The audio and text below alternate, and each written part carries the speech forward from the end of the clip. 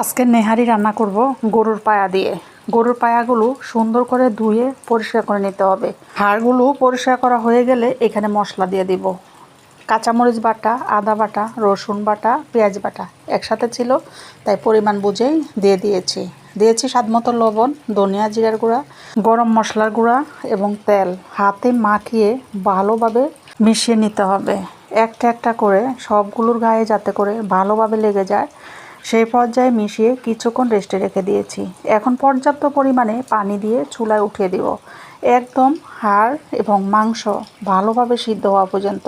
হাড় থেকে মাংসগুলো অতি সহজেই ছুটে আসবে। এরকম পর্যায়ে আসলেই নেহারিটার এই পর্যায়ে এসে আমার নেহারিগুলো খুবই সুন্দরভাবে সিদ্ধ হয়ে গিয়েছে আর ঝোলটাও পরিমাণ মতোই আছে।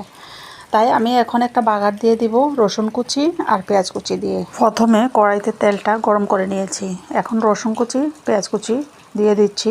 এটাকে একদম লাল লাল করেই ভেজে নিব।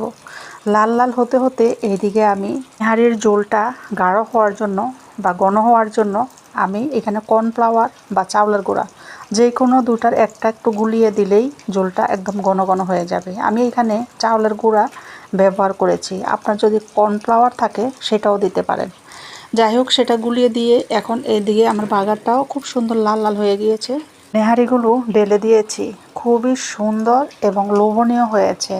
দেখতেই পাচ্ছেন ঝোলটাও গাঢ় হয়ে গিয়েছে। দেখতে যেমন সুন্দর হয়েছে, খেতেও কিন্তু অনেক বেশি মজা হয়েছিল। আপনারা চাইলে সহজ রেসিপিতে এই খাবারটা এভাবেই তৈরি করে নিতে পারেন, অনেক বেশি মজা এবং হেলদি। এই খাবারটা পায়ের যে ক্যালসিয়ামের অভাব হয় সেটার জন্য অনেক উপকারী। নেহারি তো তৈরি হয়ে গেল, খাবো কি দিয়ে সেটাও আমি রেডি করে নিয়েছি। এই যে পরোটার জন্য সুন্দর করে রুটিগুলো আমি ভাঁজ করে করে রেখে দিয়েছি, এখন একদমই রেডি। নেহারি দিয়ে গরম গরম পরোটা অনেক বেশি টেস্টি, মজাদার। তাই আজকে করে নিলাম, পরোটাগুলো সুন্দর করে ভেজেই খেতে চলে যাব। আপনাদের সাথে সব কিছুই শেয়ার করি। আমার ভিডিওগুলো কেমন লাগে, দেশে প্রবাসে বসে যারা আমার ভিডিওগুলো দেখছেন, একটু যদি ভালো লেগে থাকে লাইক কমেন্ট শেয়ার করতে কিন্তু ভুলবেন না।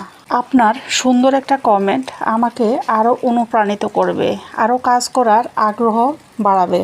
তাই সুন্দর সুন্দর কমেন্ট করুন। সুন্দর সুন্দর কমেন্টের পাশাপাশি কোনো অভিযোগ থাকলেও লিখতে পারেন আমার কমেন্ট বক্সে।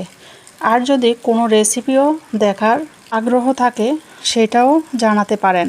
আমার ফেসবুক পেজে ঢুকে দেখতে পারেন, হাজার হাজার ভিডিও আছে, অনেক ধরনের রেসিপি আছে।